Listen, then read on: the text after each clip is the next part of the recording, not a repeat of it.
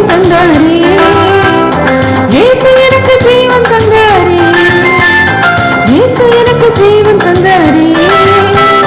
துதி பாடல் நான் பாடி இயேசுவை போல் என்றென்றும் வாழ்ந்திடுவேன். துதி பாடல் நான் பாடி இயேசுவை போல் என்றென்றும் வாழ்ந்திடுவேன்.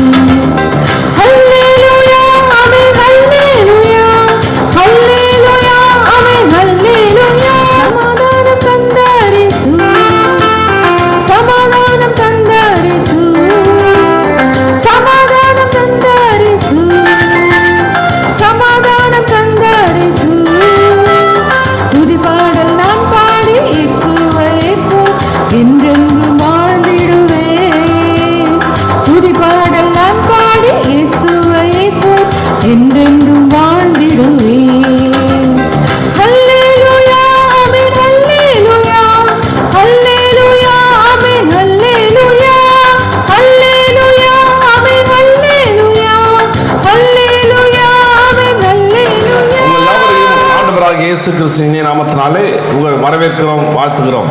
கர்த்தர் தாமே உங்களை ஆசீர்வதிப்பாராக. ஆதாரமாக நாம் ஒரு சின்ன நிகழ்ச்சியை வாசிக்க போகிறோம்.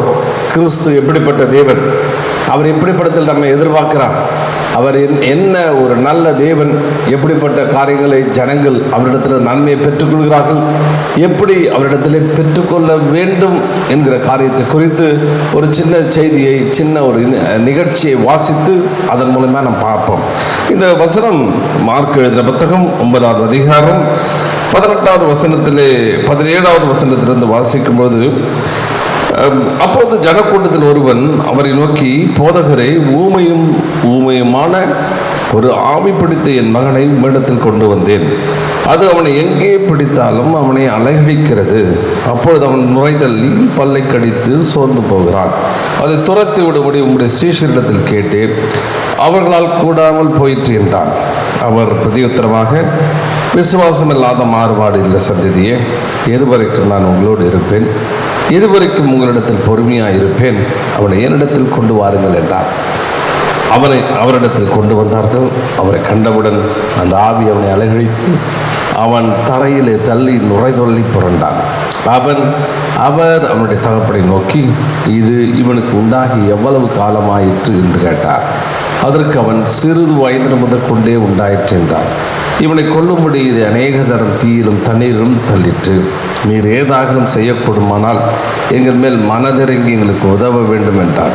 இயேசு அவனை நோக்கி, நீ விசுவாசிக்க கூடுமானால் விசுவாசிக்கிறவனுக்கு எல்லாம் கூடும் என்றார். உடனே பிள்ளையின் தகப்பன், விசுவாசிக்கிறேன் ஆண்டவரே, என் அவிசுவாசம் நீங்கும்படி உதவி செய்யும் என்று கண்ணீரோடு சத்தமிட்டு சொன்னான். அப்பொழுது கூட்டமாய் ஓடி வருவது இயேசு கண்டு அந்த அசுத்த ஆவியை நோக்கி, ஊமையும் செவிடுமான ஆவியே, இவனை புறப்பட்டு போ, இனி இவனுக்குள்ளே போகாது என்று நான் உனக்கு கட்டளை இடுகிறேன் என்று அதட்டினார். அப்பொழுது அது சத்தமிட்டு அவனை மிகவும் அலைகழித்து புறப்பட்டு போயிட்டு அவன் செத்து போனான் என்று அநேக சொல்லத்தக்கதாக செத்தவன் போல கிடந்தான். இயேசு அவன் கையை பிடித்து அவனை தூக்கினார். உடனே அவன் எழுந்திருந்தான். ஹல்லேலூயா. இந்த இடத்துல ஒரு நிகழ்ச்சியை வாசிக்கிறோம், நல்லா கவனிங்க. இது ஒரு மிக முக்கியமான ஒரு நிகழ்ச்சி. சீஷர்கள் ஆண்டவர் தன்னுடைய அதிகாரத்தையும் வல்லமையும் கொடுத்திருக்கிறார். அதிகாரத்தை கொடுத்து அவங்கள பிசாசுகளை துரத்துறதுக்கு எல்லா விதமான வல்லமையும் கொடுத்துட்டார். அவங்க கையை வச்சா பிசாசு ஓடுது, அவங்க கச்சா வியாதி நீங்குது, கிறிஸ்தவர்கள் சுத்தமாக்கப்படுகிறார், இப்படி பெரிய அற்புதங்களை செய்கிறாங்க. ஆனால் ஒரு இடத்துல பார்த்தீங்கன்னா, ஒரு பிள்ளையின் தகப்பன் தன்னுடைய பிள்ளையை கூட்டிட்டு வரான். அது என்ன பிரச்சனை? செவிடும் ஊமையுமான ஆவி. செவிடு காது எதுவுமே கேட்காது, ஊமை, எதையும் சொல்ல தெரியாது, ஊமையுமான ஆவி பிடித்த மனுஷன். பாருங்க, செவிட்டுத்தனம் ஊமை ரெண்டுமே பிடிச்சி ஒரு ஆவி. அநேகருக்கு ஆவிகள் பல விதங்களில் செயல்படுகிறது. சில ஆவிகள் பலவீனத்தை உண்டாக்குறது, சில ஆவிகள் உங்களுக்கு மனக்குழப்பத்தை உண்டாகுது, சில ஆவிகள் உங்களை இச்சைக்குள்ள நடத்துது, சில ஆவிகள் பல பிரச்சனை வருது. வேதத்தில் இயேசு துரத்துன அந்த ஆவிகள்லாம் பார்த்தீங்கன்னா ஒவ்வொன்றும் வித்தியாசமாக இருக்குது. சில ஆவிகள் பார்த்தீங்கன்னா தன்னைத்தானே அடித்து தன்னை கிழிச்சிக்கிட்டு தனக்கு தானே பிரச்சனை உண்டு பண்ணுறது. இப்படி இந்த ஆவிகள் நிறைந்த அசுத்தாவி நிறைந்த ஒரு உலகத்துக்குள்ள நாம் இருக்கிறோம். அப்படியா? இப்படிப்பட்ட ஒரு ஆவி, அவன் பேசவும் முடியல, காது கேட்கவும் இல்லை. என்ன பயங்கரம் பாருங்க. அப்போ ஒரு பிள்ளையின் தகப்பனுக்கு எவ்வளோ கஷ்டமாக இருக்கும். அதுவும் இல்லாமல் அவன் சொல்கிறான், நிறைய வாட்டி இவனை தீயில தள்ளிடுச்சு, எரிஞ்சிருக்க தீயில போய் விழுந்துருவானா, ஓட்டிடுவானா, இல்லை தண்ணியில் விழுந்து சாகடிக்கிறதுக்கு அவனை முயற்சி செய்யுவான். அவனை பிடிச்சிடுச்சு, எனக்கு என்ன செய்யறதுனே தெரியல, எனக்கு என்ன பண்ணுறதுனே தெரியல, எப்படியாவது விடுதலை கிடைக்கும். சீஷர்கிட்ட கொண்டு வந்து அவங்கள்ட்ட கொண்டாந்து கொடுத்தேன். அவங்க வந்து அதை ஜபம் பண்ணி அவங்க போராடி தலையை பிடிச்சி ஆட்டி கீழே தள்ளி என்னென்னமோ சொல்லி பார்த்தாங்க, அது போகலை. அவங்களால் கூடாமல் போயிட்டு முடியல, அவங்களால இதுக்கு மேலே அவங்களால எதுவுமே முடியல, எனக்கு என்ன செய்யறதுனே தெரியல. அவன் சொல்கிறான், ஏதாவது மனம் இறங்கி இவனுக்கு ஏதாவது செய்யுங்கன்றான். இப்போ என்ன சொல்ல வரா, ஏதாவது ரொம்ப பெருசாக நீங்கள் வந்து அவன் சுத்தமாக விடுதலை ஆவாட்டாலும் பரவாயில்ல, ஏதோ கொஞ்சம் தீயில விடாமல் கொஞ்சம் தண்ணியில் விடாமல் அட்லீஸ்ட் கொஞ்சம் அமைதியாவது இருந்துட்டு போட்டோம். மனதிறங்கி எங்களுக்கு இறக்கம் இல்லையா? இது நிறைய பேர் கேட்குறாங்க, ஆண்டவருக்கு இறக்கம் இல்லையா? ஆண்டவர் என் பிரச்சனையை பார்த்துட்டு சும்மா தானே இருக்கிறாரு, ஆண்டவர் வந்து எதுக்கும் எனக்கு செய்யவே மாட்டாரு, எத்தனையோ காரியத்தில் வந்து நான் கேட்குறேன், எனக்கு கிடைக்கவே மாட்டேங்குது, எனக்கு அது பெற்றுக்கொள்ளவே முடியல அப்படின்னு சொல்லுகிற ஜனங்கள் நிறைய பேரை பார்க்குறோம். இவன் சொல்கிறான், மனம் இறங்கி ஏதாவது செய்யும் அப்படின்றான். ஏதாவது மனசு இறங்குங்கயா, ஏதாவது செய்யுங்கயா. நம்ம ஆண்டவர்கிட்ட நிறைய இடத்துல இப்படி தான் போகிறோம், ஏதோ இறக்கம் போராட்டுங்க, ஆண்டவரே எனக்கு மனம் இறங்குங்க, எனக்கு உதவி செய்யுங்க, எனக்கு ஏதாவது கொஞ்சம் செய்யுங்க, கொஞ்சமாவது எனக்கு நிம்மதி உண்டாக்குங்க அப்படின்னு செய்கிறோம். ஒரு காரியத்தை நாம் முக்கியமாக தெரிந்து கொள்ள வேண்டும், மனதிறங்கி கம்பேஷன், இரக்கம் பாராட்டுங்க. அப்போ இவங்க சொல்கிறது என்னன்னா, அவர் ஒரு சில பேருக்கு இறக்கம் பாராட்டுறாரு, எல்லாருக்கும் இறக்கம் பாராட்டலை. அது பர்டிகுலராக என்ன வந்து அவர் இறக்கமே பாராட்டலை, என்னை அப்படியே டீலில் விட்டாரு, என்னை அப்படியே எப்படி விட்டுட்டாரு, சரி ஏதாவது கொஞ்சமாவது மனசு இறக்குங்க அப்படின்னு கேட்குறாங்க.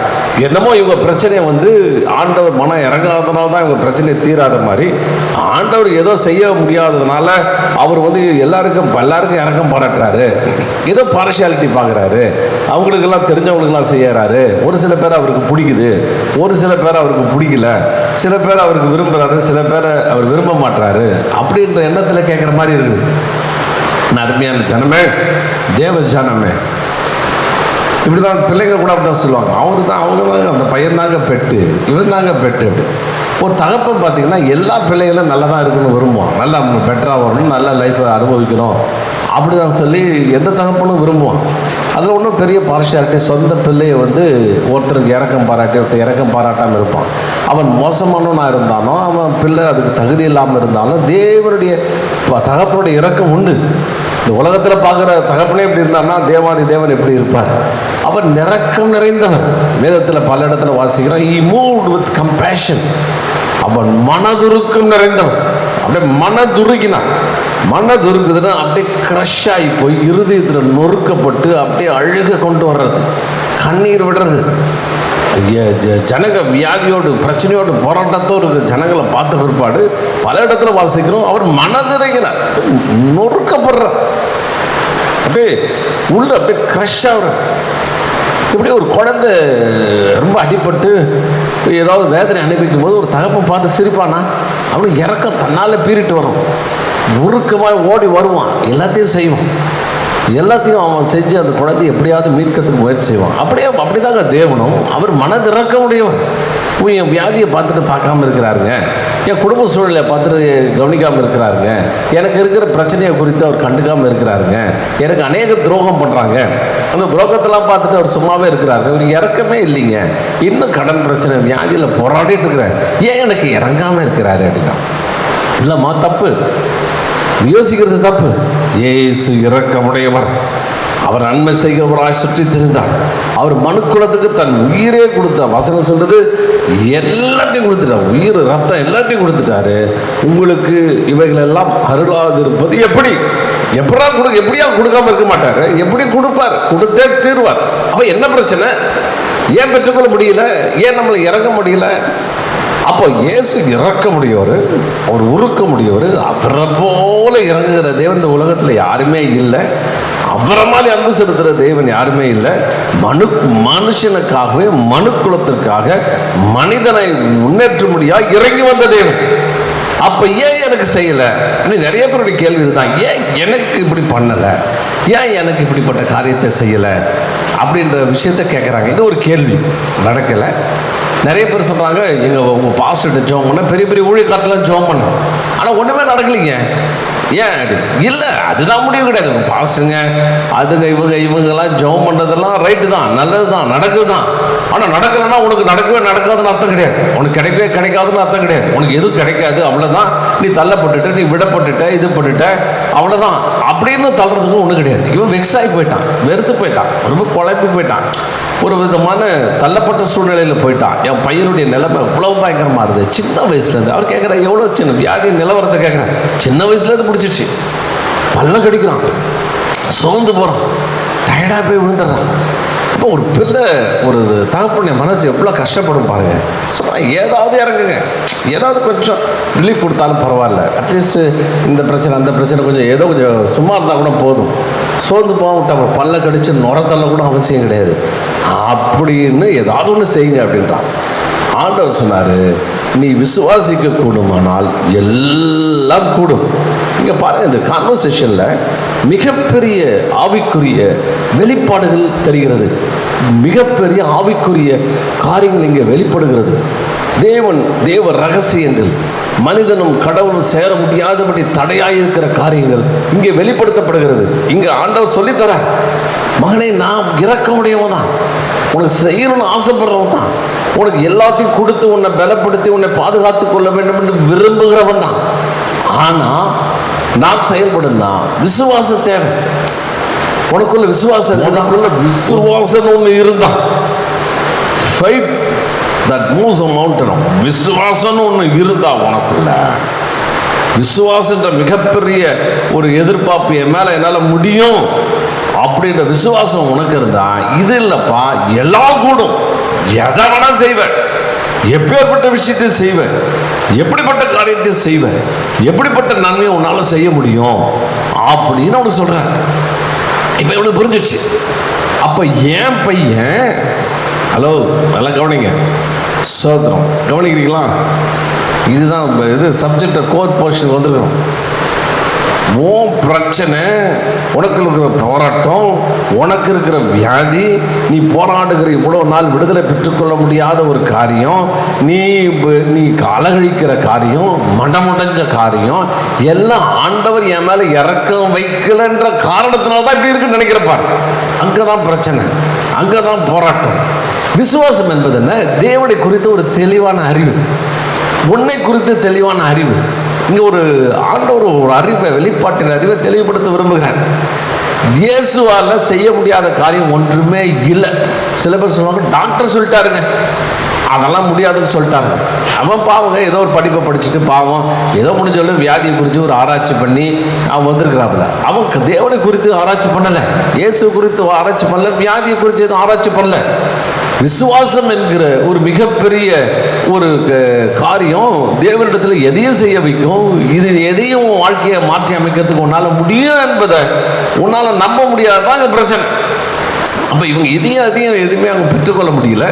ஒரே குழப்பத்தில் அவங்க இருக்கிறபடினால அவங்க வந்து மனதிறங்குங்க, ஏதோ அவர் இறக்கம் பாராட்டாத மாதிரி, உன் மேலே கேர் எடுத்துக்காத மாதிரி, உன்னை பற்றி அவருக்கு ஒன்றுமே விஷயம் தெரியாத மாதிரி, உனக்கு மட்டும் ஒரு பார்ஷாலிட்டி பார்த்துட்டு உட்காந்துருக்கிற மாதிரி நீ உனக்கு ஒரு எண்ணம் இருக்குது. முதல்ல அதை எடுத்து போடும். விசுவாசம் என்பது என்ன?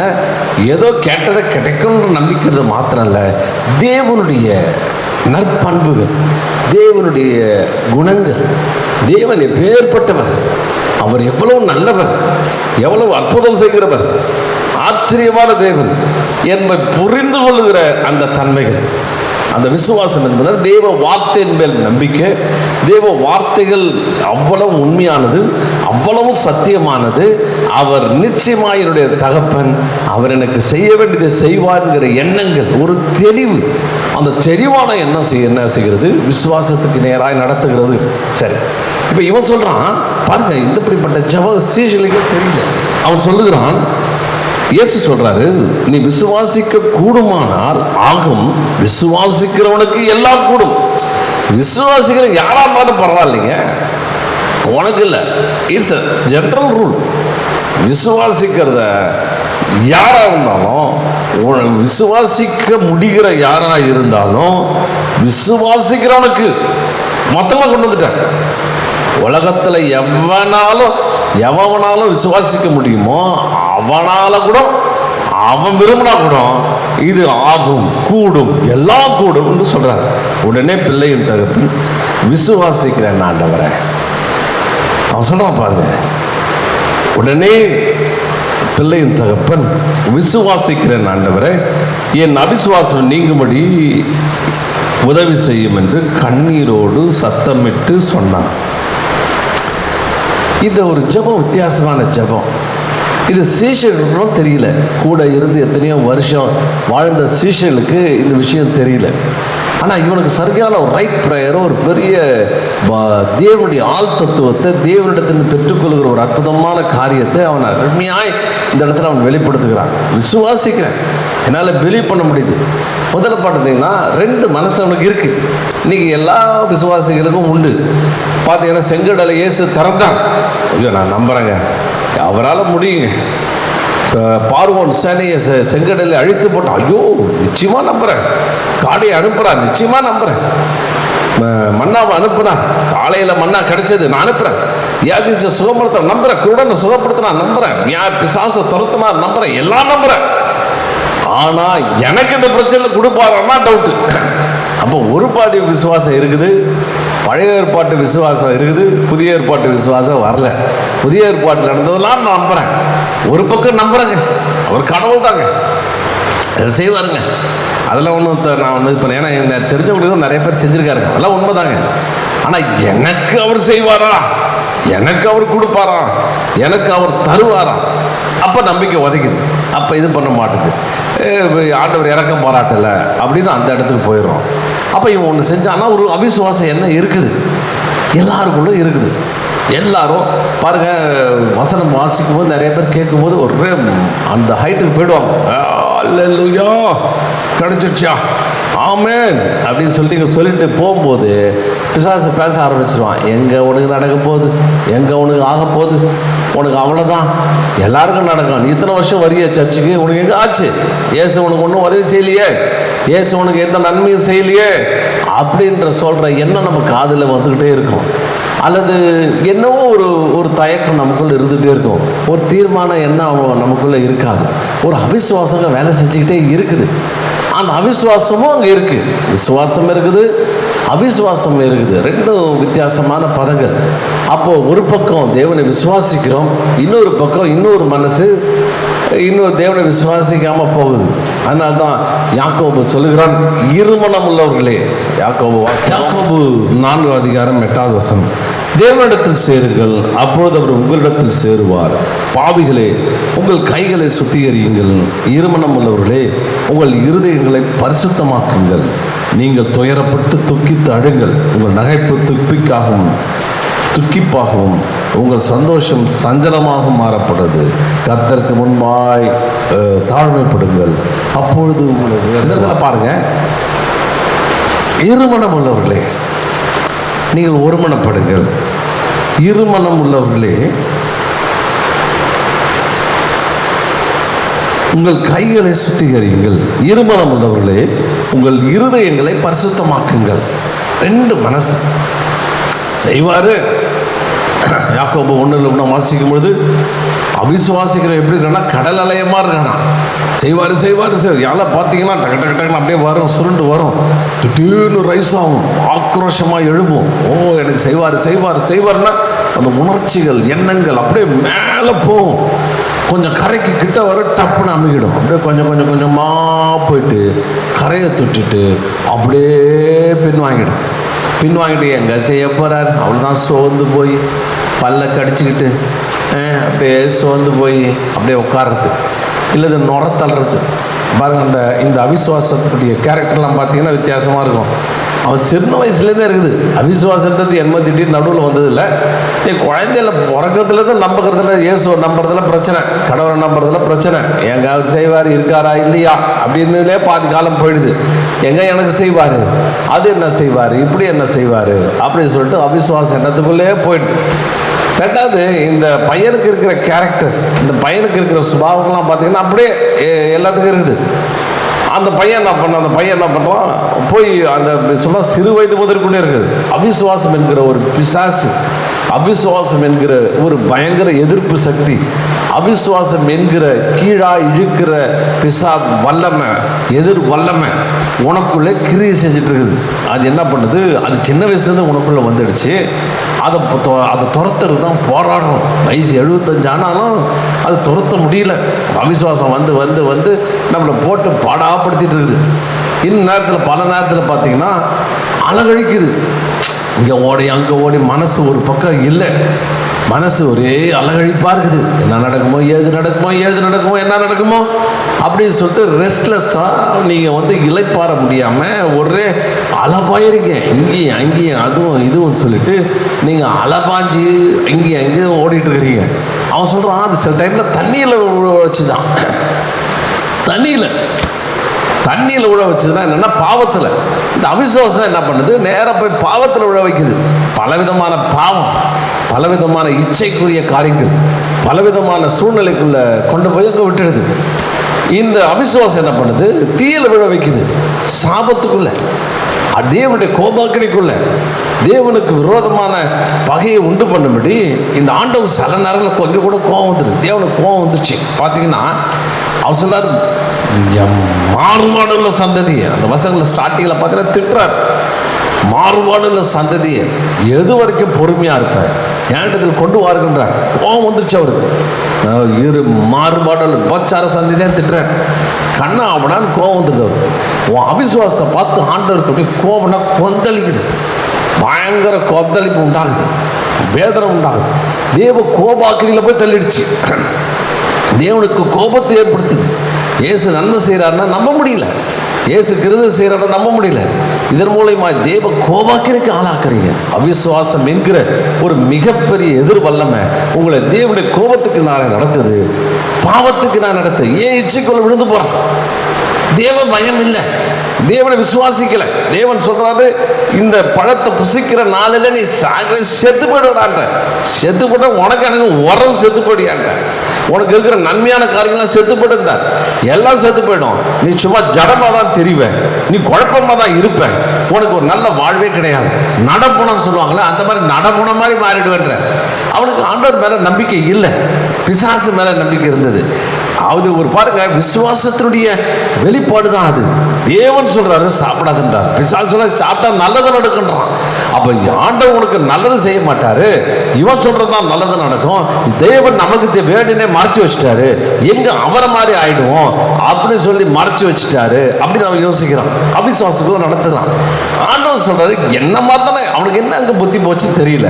இப்போ பிசாசை பார்த்து தேவன் தமது சாயலாத படைச்சிருக்காரு, தேவனை மாதிரி தான் எனக்கு சாய படைச்சிருக்காரு, நீ என்னமோ அவரை மாதிரி மறுபடியும் மாற சொல்ற. பாருங்க, அந்த வெளிப்பாட்டின் எண்ணமே கிடையாது, சரியான ஐடென்டிட்டி, தன்னை அடையாளப்படுத்திக் கொள்கிற தன்மை அவனுக்கு இல்லை. அதுதான் இந்த அவிசுவாசம் வரும்போது உன்னுடைய அடையாளத்தை எடுத்துப்படுது. என்ன அடையாளம் மிஞ்சுது? ஏன்னா இந்த ஜாதி, நான் உயர்ந்த ஜாதி, நான் தாழ்ந்த ஜாதி, நான் பணக்காரன், நான் இது ரொம்ப பயங்கரமான ஆளு. ஏங்க ஆதாம் ஏவாளை உருவாக்கும் போது எந்த ஜாதியாக படைச்சாரு? ரெட்டியாரா படைச்சாரா, செட்டியாரா படைச்சாரா, நாடாரா படைச்சாரா? எந்த இதாக ஜாதின்றது ஏதோ ஒருத்தர் ஒரு பிளட்ல வருதுன்றாங்க. அப்போ இந்த ஜாதிகள் யாரு? ஆண்டவரா படைச்சு இவருங்க, இவர் யூதனுங்க, இந்த தேசத்துக்காரன் நான் படைச்சாரு? ஒன்றுமே படைக்கல, அவரே படைச்சிட்டார். அப்போ படைச்சிட்ட பிற்பாடு அது மனுஷ ஜாதி தான். நம்ம இதில் எங்கேருந்து ஜாதி உள்ள வந்ததுன்னு தெரியல. ஓகே, அது நமக்கு இப்போ அடுத்த சப்ஜெக்ட். சரி, அப்போது இந்த அவிசுவாசம் என்கிற ஒரு காரியம் தேவனுக்கு கோபத்தை ஏற்படுத்துது. ஆண்டவர் பாருங்க சபிக்கிறார். ஏன்? அவிசுவாசத்தை நிமித்தம். ஒருத்தர் சொன்னார், ஒரு டாக்டர் சொன்னார் என்கிட்ட, என்னங்க இந்த பழம் சாப்பிட்டது பெரிய பிரச்சனையா? என் பிள்ளைகிட்ட கூட ஆப்பிள் சாப்பிடுப்பான்றேன், அவன் சாத்துக்குடி சாப்பிட்டான்னா அதுக்காக சாத்துக்குடி சாப்பிட்டவனை போட்டு அடித்து வீட்டை விட்டு வெளியே துரத்துருவேன் அப்படின்னு கேட்டார். பழம் சாப்பிட்டது பிரச்சனை கிடையாது, அதுக்கு பின்பாக இருக்கிற அவிசுவாச குணங்கள், அதுக்கு பின்பாக இருக்கிற விசுவாசம், அதுக்கு பின்பாக இருக்கிற நம்பிக்கை, அதுக்கு பின்பாக வைத்திருக்கிற தேவனுடைய காரியங்கள், அந்த காரியங்கள். அப்போ என்ன நீ என்ன யோசிக்கிற?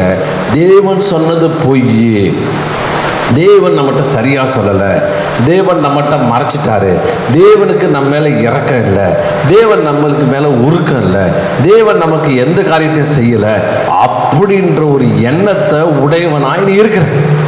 அப்போ தேவனுக்கு கோபாக்கினம் வருது, கோபம் வருது, துரத்துறார்.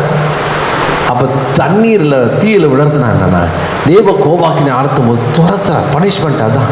எங்கள் ஆளுங்க அவனை துரத்த எங்கே பார்த்தாலும் துரத்துற, எங்கே பார்த்தாலும் சக்ஸஸ் கிடையாது, எல்லாம் ஃபெயிலியர் ஃபெயிலியர் ஃபெயிலியர் ஃபெயிலியர், எதை எடுத்தாலும் ஃபெயிலியர். சில பேர் சொல்லுவாங்க எதை கையை வச்சாலும் ஃபெயிலியர் ஆகுதுங்க. எந்த பிஸ்னஸில் கையை வச்சா ஃபெயிலியருங்க, வேலைக்கு போனால் ஃபெயிலியருங்க, அதுக்கு போனால் ஃபெயிலியருங்க, எல்லாம் தோல்வி தோல்வி தோல்வி தோல்வி தான். எல்லா சப்ஜெக்ட்லேயும் ஃபெயில். குடும்ப உறவில் ஃபெயில், குடும்பத்தில் ஃபெயில், வேலை ஸ்தலத்தில் ஃபெயில், எல்லாத்துலேயும் ஃபெயில். ஏன் இந்த தோல்வி? இந்த அவிசுவாசம் என்கிற எதிர் வல்லமை உன்னை தீயில தழுத்துது, தண்ணியில் தேவ கோபாக்கினுக்கு நேராக கொண்டு செல்லுது. நீ பல்ல கடிக்கிற, ஐயோ நடக்கலையே நடக்கலையே நடக்கலையே, ஆகலையே ஆகலையே ஆகலையே. பாருங்க, அந்த கேரக்டர்லாம் அப்படியே அவிசுவாசத்தோட கேரக்டராக இருக்கு. பல்ல கடிச்சு சோர்ந்து போயிடுறேன். சோர்ந்து போயிட்டு அப்படியே பேசாமல் அப்படியே போயிடுறேன். ஆண்டவர் சொல்லாத விரட்டும் போது அது செத்தவனை மாதிரி விழுந்து கிடச்சான், செத்து போயிட்டான்னு சொல்கிறாலும். சில பேர் இந்த அவிசுவாசனுடைய ரொம்ப ஹை பிச்சுக்கு எங்கே போயிடுவாங்கன்னா பிளாங்க் ஆகிடுவாங்க. எதுவுமே செய்யாமல் நடப்போன மாதிரி ஆகிடுவாங்க. ஒன்றுமே செய்ய தெரியாது, ஒன்றுமே ஓடாது, ஒன்றுமே செய்ய தெரியாது. நிறைய பேர் என்கிட்ட ஒரு சில பேர் ஒருத்தர் ஜாப் பண்ண வந்தார். அவர் சொன்னார் வேலைக்கு போகிறதுக்கு மனசு இருக்க மாட்டேங்குங்க. என்னமோ மனசு ஒரு நிம்மதியாக கிடையாதுங்க. வேலைக்கு போகணும், இவங்களுக்கு செய்யணும், சம்பாதிக்கணும், அப்படி ஏதோ ஒரு மூலையில் இருக்குது ஒழிய காலையில் எழுந்தால் ஒரு தூக்கம் வருது, எது ஞாபகம் வருது நினைவும் வர மாட்டேங்குது. காலையில் சாப்பிட்றேன், தூங்குறேன், மத்தியானம் சாப்பிட்றேன், தூங்குறேன். இப்போ அவனுக்கு ஜெபம் பண்ணி விடுவிக்க வழிதார். ஏன்னா இது ஒரு அவிசுவாசத்தினுடைய உச்சக்கட்ட நிலைமை, அவிசுவாசத்தினுடைய அடுத்த நிலைமை. அவிசுவாசித்து சோர்ந்து போய் கடைசியில் குணமாக போழுதுறேன். ஆனால் ஆண்டவர் எல்லா சூழ்நிலையும் மாற்றும்படி விரும்புகிறார். பாருங்கள், இந்த இடத்துல அவன் அழகாக ஜெபம் பண்ணுறான். அவிசுவாசம் இருக்குதான்னு புரிஞ்சுக்கிட்டேன். இப்போ அண்டர்ஸ்டுட். இந்த பிரச்சனைக்காரன் நீங்கள் இல்லை, பிரச்சனைக்காரனே தாய் தாப்பர் கிடையாது, பிரச்சனைக்காரனே இந்த நாடு கிடையாது, பிரச்சனைக்காரனே இந்த சமுதாயம் கிடையாது. இந்த பிரச்சனைக்கு காரணம், இந்த சூழ்நிலை காரணம் என்னுடைய அவிசுவாசம் தான். ஹல்லேலூயா. என்னுடைய விசுவாசம் தான். என்னுடைய அவிசுவாசம் இருக்கு.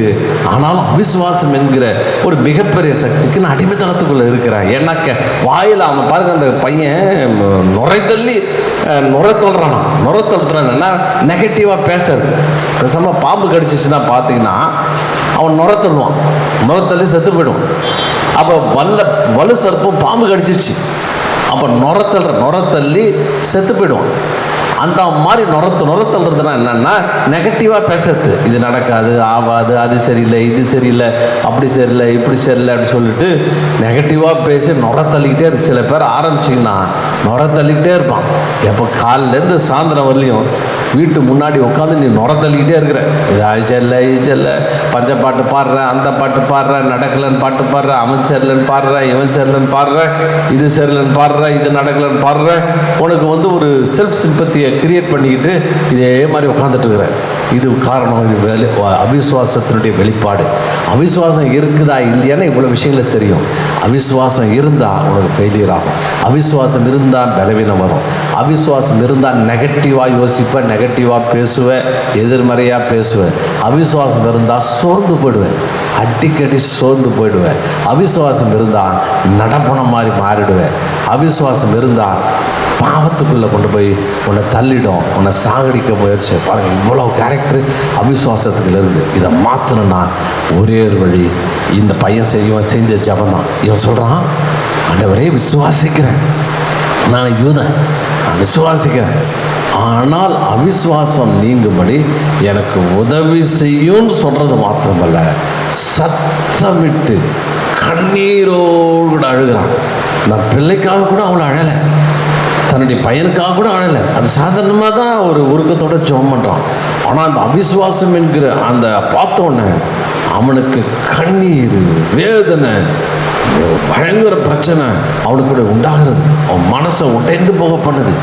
ஆனால் அது ஒரு தீர்மானம் எடுக்கிறான், இந்த அவிசுவாசம் நீங்கணும்னா நம்ம முயற்சினால முடியாது.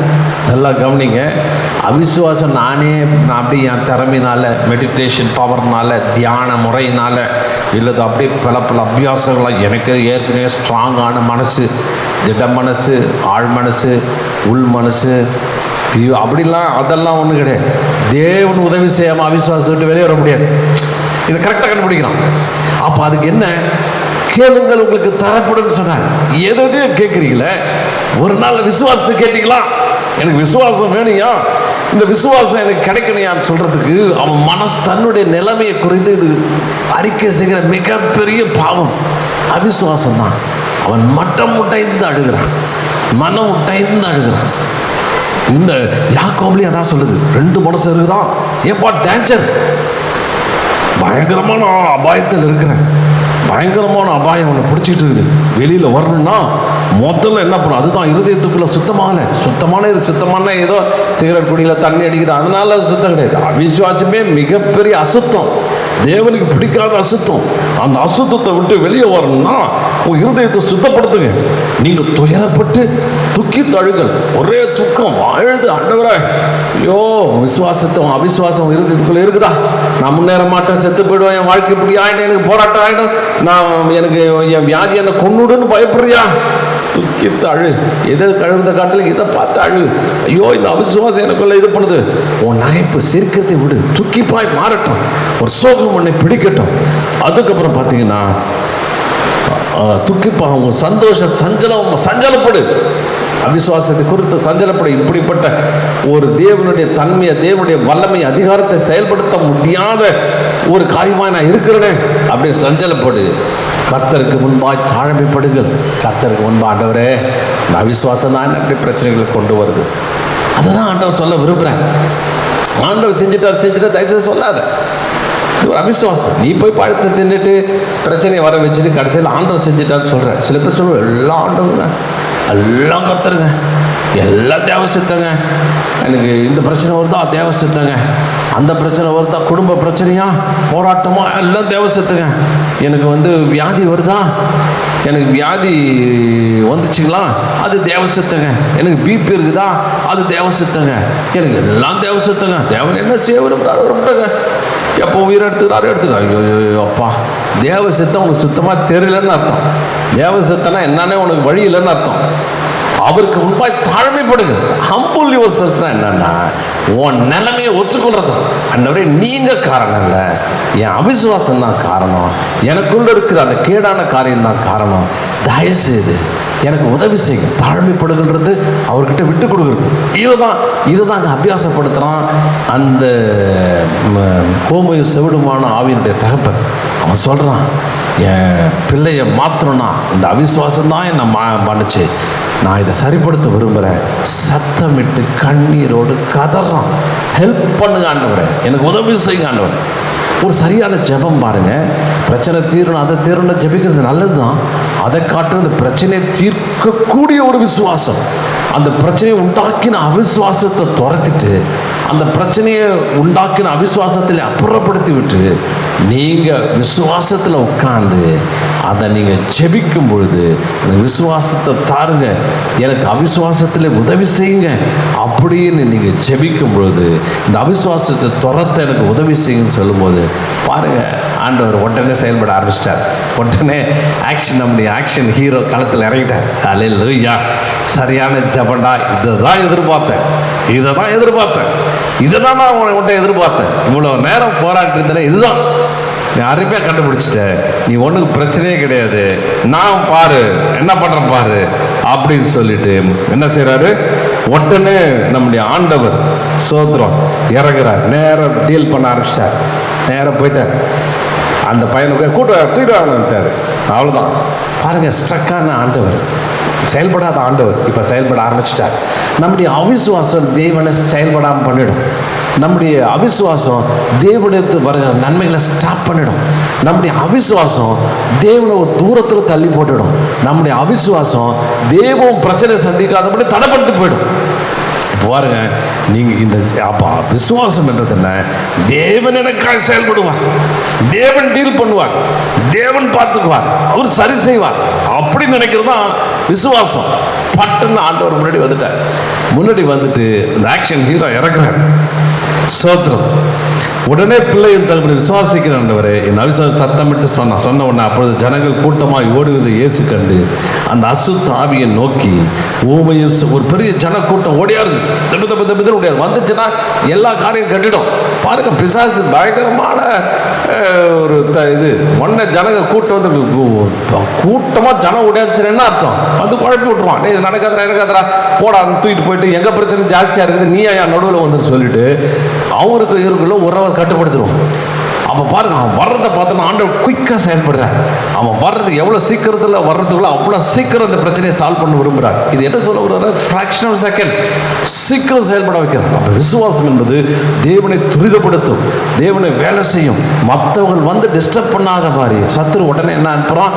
இந்த ஆண்டவர் செயல்பட ஆரம்பிச்சிட்டேன் பாருங்க. பிசாசுடைய கூட்டம் பயங்கர அலர்ட்டாக இருக்குது, ரொம்ப கேர்ஃபுல்லாக இருக்குது, ரொம்ப ஜாக்கிரதையாக இருக்குது. விசுவாசத்தை இவனுக்குள்ள விசுவாசம் வந்துச்சுன்னு பார்த்தோன்னே அவன் பயங்கரமாக வேலை செய்கிறான். எல்லா கூட்டத்தை கொண்டு வந்து இவனுக்கு நன்மை கிடைக்காம பண்ணணும், இவனுடைய அவிசுவாசம் அதிகரிக்க பண்ணு சொல்லிட்டு ஜனங்கள் கூட்டத்தை அனுப்பி விடுறான். எல்லாம் தப்பு வேகமாக எல்லாம் வந்து சூழ்ந்து விட்டுறாங்க. ஆனால் நம்முடைய ஆக்ஷன் ஹீரோ சும்மா ஃப்ராக்ஷன் செகண்டில் செயல்படுறார். அவன் வர்றதுக்கு முன்னாடி அவனை ஊமையும் செவிடுமான ஆவியே, இவனை விட்டு புறப்பட்டு போ, இனி இவனுக்குள் போகாது என்று நான் உனக்கு கட்டளை எடுக்கிறேன். முடிஞ்சது பிரச்சனை. ஹல்லேலூயா, ஷக்கபா பாபா, ஜீசஸ் நேம். நேர கமாண்ட் வருது. ஹெவனபோ, பரலோக ராஜாவினுடைய வார்த்தைகள், கட்டளைகள். அவர் சொல்ல ஆக கட்டளையிட நிற்கும். ஆமென். அவர் சொல்றார், கட்டளை இடுகிறேன், அந்த பையனை பிடிச்சிருக்கிற பொல்லாத ஆவிய ஓடிப்போ, இனி இவனுக்குள்ள திரும்ப வராத அப்படின்னு சொல்லி கட்டளை எடுக்கிறேன்னு சொன்னார். அப்படி சத்தமிட்டு மிகவும் அலகழித்து உடனே பிசாசு அலகழிச்சு புறப்பட்டு போயிட்டு அவன் செத்தவன் போனான். அநேகர் சொல்லத்தாக செத்தவன் போல கிடந்தான். அப்படியே ஒரு ஸ்டேஜுக்குள்ளே போயிட்டான். அப்படியே இதாகிட்டான். அவனை இயேசு அவன் கையை பிடித்து அவனை தூக்கினார். உடனே அவன் எழுந்த ஷக்கபா ஒற்றை செகண்டில் எல்லாம் ஃப்ராக்ஷன் செகண்டில் கட்ட நடித்து முடிச்சிடுறேன். அப்போ முடிச்சு தூக்கினார். பார்த்தோன்னே சீஷனுக்கு ஒரு பெரிய படிப்பினை வந்துச்சு. என்னடா இது இப்படி இன்னும் கொண்டா நமக்குள்ள அவிசுவாசம் இருக்குது. நம்ம சில பேர் பார்த்தீங்கன்னா இதெல்லாம் சரியாதுன்னுவான். தலைவலி, ஜுரமா, கால் வலியா, கை வலியா, கேன்சர் பக்கம் பயந்துருவான். அப்புறம் இது நடக்குமா? டாக்டர் வேறு இவ்வளோ பெரிய சர்டிஃபிகேட் கொடுத்துட்டாங்க, டைம் வேறு குடிச்சிட்டாங்க, இது நடக்காது, ஆண்டவரே ஜெபம் பண்ணிக்கிறேன், பரலோகத்தில் இடம் கொடுங்க அப்படின்ற லெவலுக்கு போயிடும். அப்படி லெவலில் யோசிக்க ஆரம்பிச்சிருவாங்க. அப்போ இவனுக்கு பார்த்தோன்னாடா இன்னொரு ஸ்டெப்பு விசுவாசத்தில் இருக்குது, இன்னும் கற்றுக்க வேண்டிய விஷயம் எப்படி இருக்குது. இப்படிப்பட்ட விசுவாசம் நமக்கு தேவையே, எல்லாவற்றையும் செய்யக்கூடிய விசுவாசம் எனக்கு தேவையே அப்படின்னு சொல்லிட்டு அவரிடத்துல கேட்குறாங்க. அப்போ அவர் சொல்கிறாரு, இவ்வகை பிசாசு ஜெபத்தினாலும் உபவாசத்தினாலும் அன்றி மற்ற எவ்விதத்தினாலும் புறப்பட்டு போகாது என்றார். இந்த கைண்டு இப்படிப்பட்ட பிசாசு அப்படின்னா அவிசுவாசம் என்கிற ஒரு பிசாசு. இதை ஒப்பிட்டு பாருங்க, இதை பொருத்தி பாருங்க, ரொம்ப அழகாக விளங்கும். இவங்க சில பேர் நினைக்கிறாங்க எந்த வகை பிசாசு தான் ஒன்றும் இல்லைன்றாரு. கையை வச்சா நீங்கள் துரத்துகளும் ஓடிப்போன்னு போடுறாங்க, ஏற்றுனங்களும் ஓடுவான்றாரு. அவனை தோர்த்தி தூக்கி அந்த பக்கம் கிடாசுன்றார். ஆனால் அவிசுவாசம் என்கிற ஒரு மிகப்பெரிய பிசாசம் உனக்குள்ள உட்காந்துருக்குது. அது இயேசு நம்ப விடாமல் பண்ணுது, இயேசுகிட்ட நன்மையை பெற்றுக்கொள்ளாமல் பண்ணுது, இயேசுக்குள்ள எந்த ஒரு கிருபையும் பெற்றுக்கொள்ளாமல் உன்னை தடை செஞ்சுட்டு இருக்குத. அந்த பிசாசை எப்படி துரத்தணும் அப்படின்னா ஜபத்தினாலும் உபவாசிப்பினாலும் நல்ல ஜபம் பண்ண. ஆண்டவரே நீங்கள் எதுக்கெல்லாம் ஜபம் பண்ணுறீங்களே, நாங்கள் 40 நாள் ஜபம் பண்ணுங்க, நடக்கவே இல்லைங்க, 120 நாள் பண்ணுங்க, கண்ணீரோடு ஜபம் பண்ணுங்க, பாட்டிலெலாம் பிடிச்சி வச்சுருங்க, கண்ணீரை பிடிச்சி வச்சுருங்க, துருத்தியில் பிடிச்சி வைக்கிற மாதிரி அப்படியா ஒன்றுமே ஆளுங்க இல்லை. அந்த அவிசுவாசத்தை எடுத்து போடுமா. இதெல்லாம் செகண்டில் நடக்கிற பிரச்சனை, வியாதியின் பிரச்சனை சொன்னால் போகும். அதுக்கு உன்னை தயார்படுத்திருப்பார், உன்னை சரிப்படுத்திருப்பார், உன்னை பயங்கரமான விசுவாசத்துக்குள்ள உன்னை திடப்படுத்திருப்பார். அப்பேற்பட்ட திடம் எப்படி வரும்? அந்த அவிசுவாசத்தை எப்படி துரத்தணும்னா ஜபமும் உபவாசமும். ஜபம் நல்லா ஜெபிக்கணும், உபவாசிக்கணும், வேதத்தை படிக்கணும், உபவாசிக்கணும். அப்படி உபவாசிக்கும் பொழுது தான் இது புறப்பட்டு போகும். இந்த அவிசுவாசம் என்கிற பிசாசை துரத்தணும்னா ஒரே வழி ஜபம் பண்ணது, வேதத்தை வாசிப்பது, ஜெபிப்பது, தியானிப்பது, உபவாசம் இருப்பது. ஆண்டவரே எனக்கு இப்படிப்பட்ட விசுவாசத்தை கொடுங்கன்னு உபவாசிக்கிற அந்த உபவாசத்துக்கு நேராக இவங்களை நடத்தும் பொழுது தேவன் உங்களுக்குள்ளே விசுவாசத்தை அதிகரிக்க பண்ணுவார். இல்லை அவிசுவாசம் என்கிற மிகப்பெரிய பலவீனம் ஒரு மனுஷனை பிடிச்சிட்டு இருக்குது. அந்த பலவீனத்திலிருந்து அந்த பலவீனத்தின் ஆவியை ஆண்டவர் நீக்கி போடுவார். ஓம ஆவி அப்படின்னா நான் செவிட்டு ஆவி. எது சொன்னால் வேத வசனம் படிக்கிறதே கிடையாது. சில பேர் வேத வசனத்தை கிட்ட போகிறதே இல்லை, வேத வசனத்தை கேட்குறதும் இல்லை. சில பேர் கேட்டாலும் உள்ளே போய் கிரியை செய்யறதில்லை. ஏன்னா ஒரு செவிட்டுத்தன்மை அவங்களுக்கு இருக்குது. அதே மாதிரி ஊமத்தன்மை, நல்ல காரியத்தையும் சொல்கிறதில்ல. இயேசு பாருங்க, வாயை திறக்கிற, கட்டளை எடுக்கிறேன், வெளியே போ, இருக்காத, புறப்பட்டு போ, நீ சுகமானாய், நீ பலவானாய், உன் கட்டுகள் அறுக்கப்பட்டது, சாத்தனுடைய கட்டை விடுதலையாக்கிட்ட, கையை நீட்டு, சூழ்நிலை கை சரியா, எல்லாம் ஒரு லைன் தான், கமாண்டு தான், கட்டளை தான். அப்போ விசுவாசத்தில் நிறைஞ்சி அதுக்கு உபவாசம் ஜபம் எதுக்குன்னா ஆண்டவர்கிட்ட கெஞ்சி கேட்டு ஆண்டவர்கிட்ட கண்ணீரோடு அழுது நகைப்பு துக்கிப்பாக மாறட்டும், சிரிப்பு அப்படியே மாறட்டும் இருக்குதுன்னா எதை காட்டிலும் அதிக கேர் எடுத்து உங்களை நீங்கள் சரி பண்ணி விசுவாசத்துக்குள்ளே நிறைப்பீர்கள். அதுக்கப்புறம் ஆண்டவர் சொல்கிறாரு, இந்த மலையை பார்த்து அப்புறம் போனால் ஓடி போய் விழுதுன்றார். அப்படிப்பட்ட விசுவாசம் உடையவர்களாய் மாறுங்கள் என்று சொல்கிறார். அது எப்படி கிடைக்கும்? சரியான ஜபமும் உபவாசமும் ஏதோ ஒரு நாளில் போகிறதில்ல. இதை போராடி போராடி போராடி இந்த விசுவாசத்தை ஜெயித்து மேலே வரும்பொழுது அவர்கள் உதவி செய்கிறார்கள். இந்த அப்போ சில காலத்தில் பிரச்சனை உண்டாச்சு. பிரச்சனை உண்டான உடனே அவங்க எல்லாரும் என்ன செய்கிறாங்க, இப்போ இந்த பிரச்சனையை தீர்க்கிறதுக்கு அப்போஸ்தலரை கொண்டு போகிறாங்க. அப்போஸ்தலர் சொல்கிறாங்க, ஐயோ நான் இதெல்லாம் டைம் வேஸ்ட் பண்ண முடியாது, நாங்களும் வேத வசனம் போதிப்பதிலும் உபவாசத்திலும் தரித்து இருப்போம், அதுக்கு ஆளை நாங்கள் ஏற்படுத்திடுறோம், எங்களுக்கு ரொம்ப ஜெபம் ரொம்ப தேவை, எங்களுக்கு உபவாசம் ரொம்ப தேவை, அதை நாங்கள் விட்டுட முடியாது, விட்டுட்டா அவிசுவாசம் இந்த பொல்லாத ஆவி எங்களை பிடிச்சிடும், அதுக்கப்புறம் அலகழிக்க ஆரம்பிச்சிடும், அதுக்கப்புறம் நிற்கவே முடியாது, பிரச்சனை நிற்கவே முடியாது அப்படின்னு பேதுரு எழுப்பி சொல்கிறான். நீங்கள் பார்த்துங்க பிரச்சனையை, நாங்கள் உபவாசத்திலும் வேத வசனம் பாருங்கள், அவங்களுக்கு நல்லா தெரிஞ்சு போச்சு, உபவாசமும் வேத வசனமும் ஜெபமும் ரொம்ப ரொம்ப முக்கியம். இந்த முக்கியத்தன்மைக்குள்ளே நான் இருந்தால் தான் எனக்குள்ள இருக்கிற அவிசுவாசங்கள் அப்புறப்பட்டு போகும். விசுவாசம் என்கிற ஒரு மிகப்பெரிய தேவனுடைய வல்லமையை நான் பெற்றுக்கொள்ள முடியும். தேவனை செயல்படுத்த வைக்கிற தேவனில் ஆக்ஷன், ஆல்வேஸ் இன் ஆக்ஷன் அப்படின்னா அவருடைய ஆக்ஷனுக்கு உட்படுத்துகிற அந்த ஜெபம் எனக்கு தேவை. அப்படிப்பட்ட விசுவாசம் எனக்கு தேவைன்னு உட்கார்ந்து நீங்கள் போராடுவீர்களானால், அவள் நிற்பீர்களானால் தேவன் உங்களுக்கு பலத்த காரியங்களை செய்வார், அற்புதங்களை செய்வார், ஆச்சரியங்களை செய்வார், நன்மைகளை காண்பீர்கள். இந்த உலகத்துக்கு வெளிச்சமாய் இயேசுவை வெளிப்படுத்துவீர்கள் என்பது எல்லளவு சந்தேகம் இல்லை. அதனால் உபவாசம் விடுங்க, ஜெபிங்க, அவிசுவாசம் என்கிற அந்த அரக்கனை, அந்த அசுத்தாவியை துரத்துங்க, அந்த சுபாவத்தை மாற்றி போடுங்க. தேவன் உங்களுக்கு உதவி செய்வதை ஆசீர்வதிப்பாராக. விடுதலை தந்தார் இயேசு.